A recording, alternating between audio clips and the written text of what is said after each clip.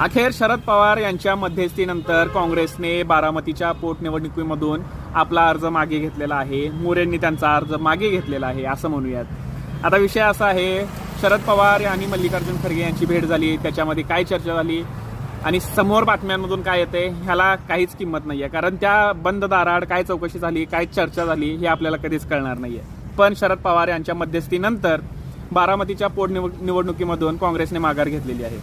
आता तरी सुद्धा बारामतीची पोटनिवडणूक बिनविरोध होणार नाही, कारण आज सुद्धा 30 पेक्षा जास्त उमेदवार रिंगणामध्ये आहेत.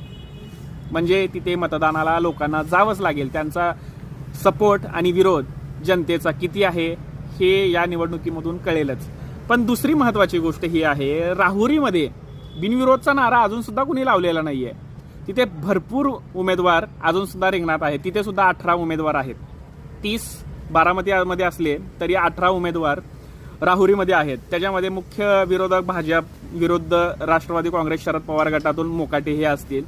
शिवसेनेकडून बंडखोर केलेले रावसाहेब खेवळे हे सुद्धा उमेदवार आहेत आणि वंचितचा सुद्धा उमेदवार तिथं रिंगणामध्ये आहे. म्हणजे चौरंगी लढत तिथं होऊ शकते. तिथे काही सहानुभूतीची लाट वगैरे कुणाला दिसली नाहीये आणि कुणी सुद्धा राहुरीच्या पोटनिवडणुकीबद्दल जास्त चर्चा केलेली नाहीये. आणि महत्वाचं म्हणजे ती निवडणूक बिनविरोध करण्याचा कुणी प्रयत्न सुद्धा केला नाही. आणि शरद पवार गटाने तर तयारी दाखवलेली आहे. तिथं प्राजक्त तनपुरे यांना निवडणुकीच्या रिंगणात उतरवण्याचा प्लॅन सुद्धा होता. पण भाजपसोबत बोलणं केल्यानंतर तनपुरे यांनी त्यांचा अर्ज मागे घेतला किंवा त्यांची इच्छा मागे घेतली आणि लगेच शरद पवार गटाने मोकाटे यांना तिकीट देऊन तिथली जागा भरून काढली.